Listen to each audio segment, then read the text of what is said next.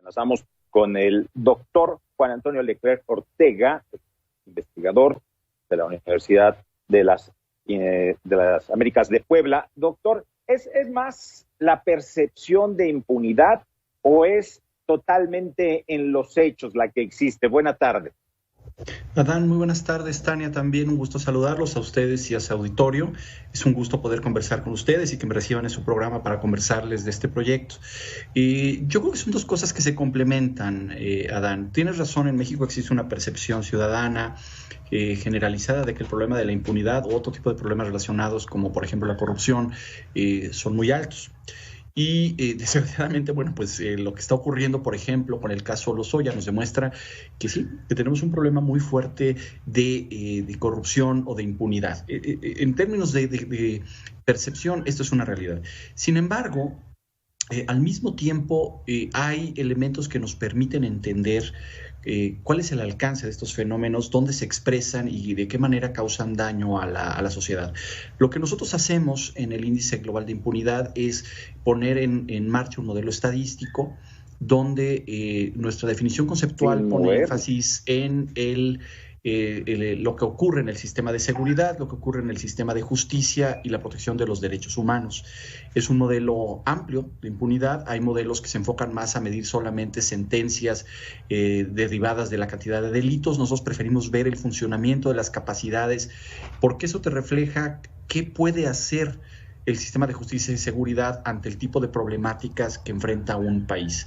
Lo que nos dice el índice de impunidad, como nos los ha dicho anteriormente, las 3 ediciones anteriores o las 2 ediciones que hemos editado sobre el índice de impunidad México, es que desgraciadamente México se caracteriza por muy altos niveles de impunidad. Esto ha sido constante a lo largo de todo el tiempo que hemos estudiado el fenómeno. Doctor, muy buenas tardes. Yo quisiera, por supuesto, adentrarme también un poquito más adelante en torno al tema de Lozoya. Sin embargo, le quiero preguntar, hace unos años cuando iniciábamos con el sistema de justicia penal, el nuevo sistema de justicia penal, se decía que este iba a ayudar a acabar con la impunidad y pues esto no ha ocurrido. ¿Por qué no se...? Pues, ¿qué es lo que hay detrás? ¿Por qué no hemos avanzado en el tema? Fíjate que es muy interesante cómo planteas la pregunta, porque refleja algo que también está en la ciudadanía y creo que también en los gobernantes, en muchos sentidos, una profunda frustración por los resultados que ha arrojado el cambio al nuevo sistema penal, lo cual es una exigencia ciudadana mínima ante la cantidad de problemas de seguridad que enfrentamos y de acceso a la justicia. Es un proceso que además arrancó a finales de la década pasada. Empezamos poco a poco a hacer esta transición al modelo, se establecieron patrones para medir cómo se daba la implementación, cómo los estados iban adecuando sus legislaciones, y la expectativa que en ese momento se tiene es que los resultados son pobres. Yo creo que el verdadero problema no es en el modelo. Yo estoy convencido de que el modelo fue un cambio razonable.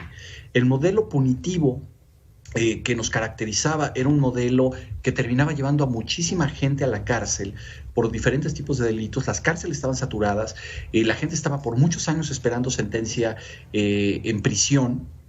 Y el modelo ahora lo que busca, por lo menos en su definición general, es abrir también otras alternativas para que la gente pueda resolver las situaciones que los lleva al proceso de solicitar impartición en el sistema de justicia. Lo que ha pasado es que no hemos implementado adecuadamente, a pesar del tiempo que nos llevamos. Es un fracaso nacional muy considerable la diferencia de tiempos con lo que el modelo se ha implementado en diferentes estados. No se le han asignado los recursos suficientes.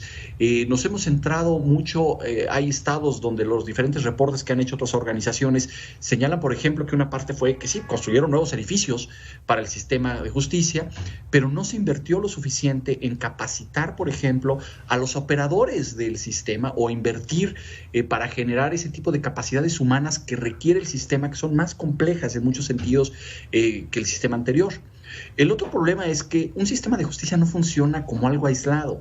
El sistema de justicia está a su vez conectado a la procuración de justicia. Esto es, a la operación de los ministerios públicos. Y no solamente tenemos pocos jueces en México, que es un problema muy fuerte, tenemos muy pocos ministerios públicos para atender a 100,000 habitantes.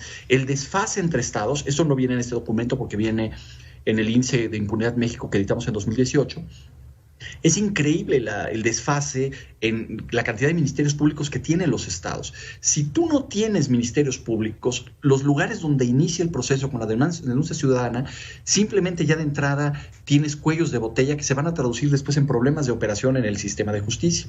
Después tienes el problema de la policía, que es una policía que todos conocemos los problemas de capacidad que tiene, de preparación, de profesionalización, de recursos, pero que no se le preparó simplemente para hacer las detenciones bajo la nueva modalidad del sistema penal, por ejemplo, y el respeto al debido proceso. Así no puede funcionar un sistema de justicia. Creo que tenemos que seguir avanzando, tenemos que evaluarlo, pero tenemos que darle las capacidades para que los mexicanos tengan un acceso efectivo y expedito a la justicia. Doctor, y yéndonos al caso de Emilio Lozoya, todo esto que ha sucedido, extradición, traslado ficticio, hospital, su casa, firma electrónica desde su casa, todo esto, el criterio de oportunidad, volviendo al asunto, ¿deja sensación de impunidad o es muy pronto para sacar una conclusión en este asunto? Yo creo que todos nos estamos haciendo en este momento la pregunta, ¿no? Es indudable que hay un manejo político del tema. Cualquier gobierno utiliza ese tipo de temas para mejorar la percepción ciudadana. El problema de fondo es qué es lo que va a ocurrir con ese caso en términos de justicia. Y lo que esperan, yo creo que todos los mexicanos, es que haya una investigación donde se sancione la corrupción, se sancione a los responsables, se repare el daño al patrimonio financiero mexicano, a los recursos que son de los mexicanos, y de alguna manera que sirva para aprender qué es lo que está mal en la prevención de la corrupción, en la fiscalización de recursos públicos, en la operación de las instituciones que diseñamos para eso. El gran ausente en todo este proceso ha sido el Sistema Nacional Anticorrupción. No sé si alguien ha escuchado qué está haciendo, cuál es su rol en esto. Es la Fiscalía, es el presidente en sus conferencias, pero no vemos al Sistema Anticorrupción en un rol que tendría que haber tenido de muchísimo liderazgo, porque para eso también invertimos los mexicanos recursos en crear mejores instituciones.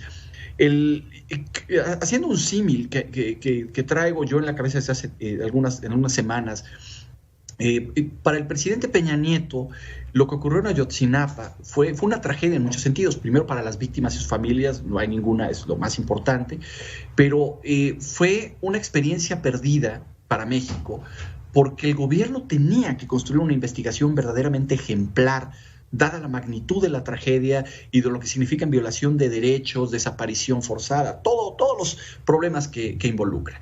Y el caso terminó siendo manoseado de una manera muy mal por entonces Procuraduría. Hoy en día no hay que perder de vista que una figura que también está siendo perseguida por las autoridades mexicanas es Tomás Herón, que era el responsable de esa investigación, y está siendo perseguida por las irregularidades en esa investigación. En este momento, para el gobierno mexicano, lo que tendría que darnos a los mexicanos es una investigación ejemplar sobre la corrupción que derivara en sanciones, en penas a los responsables, pero que permitiera también romper los pactos de impunidad política que se expresan en muchas ocasiones a través de la corrupción, donde no un gobierno que sea de otro partido no persigue a los otros en materia de corrupción, o más bien se utilizan los casos por fines políticos, pero no hay una intencionalidad verdadera de crear mejores condiciones para acotar la práctica de la corrupción. Si esto se deja pasar, va a ser muy grave, porque va a pegar en la confianza de los ciudadanos, y la pregunta que va a quedar en el aire, entonces, ¿qué es lo que sigue para enfrentar este tipo de problemas? Si el sistema de justicia no funciona, si el sistema anticorrupción no funciona, si las autoridades no tienen la intención de ir al fondo de los casos para romper estos ciclos de impunidad, ¿qué es lo que queda para erradicar este tipo o acotar de manera más efectiva este tipo de problemas que nos hacen tanto daño en el acceso a bienes públicos o en el ejercicio de los derechos de la ciudadanía? Doctor, pues, sobre este mismo tema, ¿qué sabor de boca te deja dentro de lo que hemos visto hasta ahora? Bueno, pues ya la publicación de videos, que además pues no es la primera vez, ya prácticamente estamos acostumbrados a ese tipo de publicación. ¿Qué sabor de boca te deja? Y dentro, además de la trama Odebrecht, esta gran trama de corrupción que ha alcanzado a pues gran cantidad de países en América Latina y que han rodado cabezas de presidentes, que han incluso expresidentes se han suicidado, ¿hacia dónde tendría que ir aquí en México? Mira, como ciudadano te diría, me deja una sensación de azoro y frustración terrible. Nunca es agradable ver que se abra la cloaca y ver lo que aparece y cómo se materializa la corrupción. Y no son casos aislados, y creo que todos lo intuimos. Todo el proceso de la estafa maestra, los fraudes que se hicieron con la generación de empresas fantasma. Todos suponemos que el modus operativo de ese tipo de prácticas en el día a día funcionaba de esa manera. Sin embargo, el ver los videos y la forma como se está manejando me deja una preocupación todavía más profunda. Esos videos, de alguna manera, van en contra de la presunción de inocencia y del debido proceso.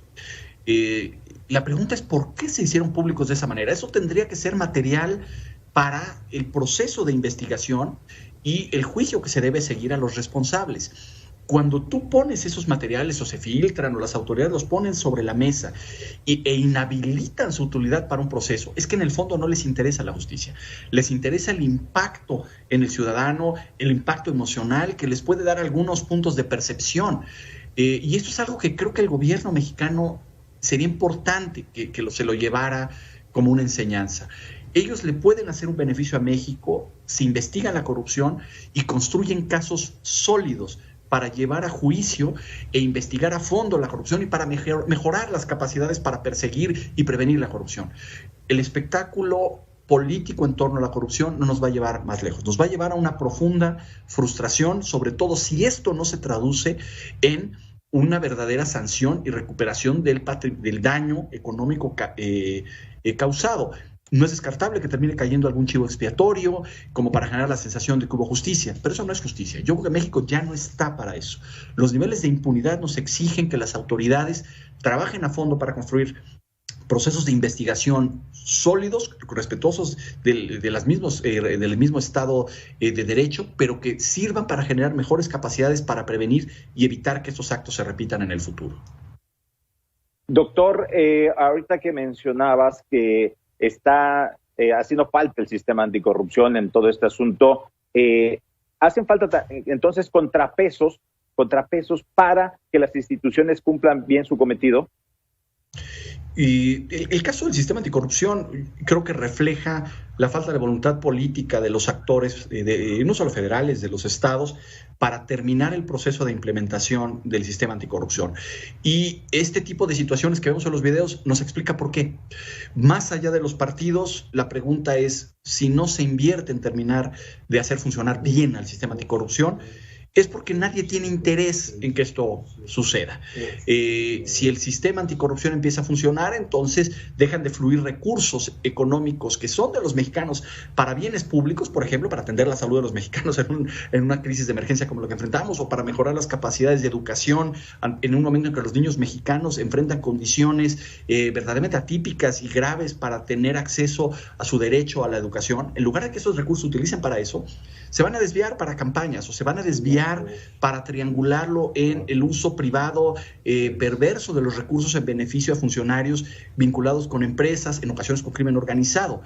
Cuando no se busca fortalecer instituciones que ya invertimos tiempo y esfuerzo creándolas, es que los actores políticos no tienen interés en hacerlo. Y esa es una de las señales más preocupantes, y es donde el gobierno mexicano en este momento tendría que hacer una reflexión, convocar a los actores políticos de otros partidos que están siendo sacudidos en su credibilidad, de hacer una apuesta por mejorar al sistema anticorrupción, ponerlo a funcionar, ponerlo a que realmente contribuya no solo a perseguir lo que ya ocurrió, sino generar mejores capacidades preventivas para evitar que vuelva a ocurrir. Es algo tal vez más importante que perseguir casos de corrupción, que es fundamental, no hay duda, pero sobre todo prevenir que siga ocurriendo. Doctor, volviendo al aspecto del sistema de justicia penal, este aspecto del criterio de oportunidad que se le estaría ofreciendo a Lozoya, abre la puerta a que sigamos en la impunidad, porque parece ser que pues él está entregando a otros peces gordos y bueno, pues quedaría en la impunidad. Y es que el diablo está en los detalles, ¿no? Y el diablo está en la forma en que se lleva a cabo este tipo de mecanismos. Este tipo de mecanismos existen en muchos países. Si ustedes recuerdan, por ejemplo, las investigaciones antimafia en los Estados Unidos se basaba en la llamada Ley Rico, que lo que hacía eran investigaciones donde vinculaban a grupos de mafiosos en responsabilidades colectivas por haber participado en actividades criminales. Pero muchos de esos casos se construyeron a partir de fomentar que algunos mafiosos, cuando enfrentaban el riesgo de ser sancionados, comenzaran a delatar.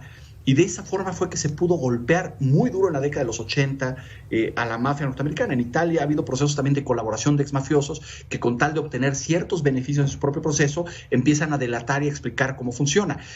Actos que tienen valor ante un juez, dadas las características de la legislación. En este caso no es muy diferente. Lo que es la clave es cómo se hace, si se va a hacer con transparencia, si se va a hacer con rendición de cuentas, si se va a hacer respetando los criterios mismos establecidos por la legislación, e independientemente de la colaboración de la persona involucrada en uno de estos delitos, esa persona sigue teniendo una serie de responsabilidades. Se convierte en un testigo protegido, pero sigue teniendo una responsabilidad. Por ejemplo, el caso de Lozoya involucra recursos de petróleos mexicanos, de los cuales se le acusa a él directamente de haber desviado, no solamente de haber participado en una red de sobornos desde donde empresas privadas le entregaban recursos a legisladores, sino de saqueo de recursos públicos del erario público. Se debe tener cuidado y garantizar que esto se haga, garantizando también la responsabilidad del inculpado y respetando los principios establecidos en la ley para estos procesos. Si se le utiliza simplemente como una figura que, a cambio de un trato privilegiado, más no un trato de testigo protegido, sino un trato privilegiado, a cambio de que realice acusaciones que no se van a traducir en investigaciones, o que filtre videos que después no se van a usar en un juicio porque ya perdieron su valor por haber violado debido proceso, entonces ese sentido de oportunidad no tiene ningún sentido, ¿no? Las autoridades creo que tienen la obligación de rendir cuentas a los mexicanos de cómo y por qué se utilizó ese sentido de oportunidad con relación a la investigación y, a su vez, cuáles son las responsabilidades de la persona inculpada. Doctor Juan Antonio Leclerc, director del Departamento de Asuntos Internacionales de la Universidad de las Américas de Puebla, hemos la participación y al haber comentado con nosotros todos estos aspectos. Y al contrario, muchas gracias a ustedes, Adán, Tania, ha sido un placer conversar con ustedes y sobre todo nuestro agradecimiento por difundir nuestra investigación y nuestra contribución a este tema. Ha sido un placer poder saludarlos a ustedes y a su auditorio.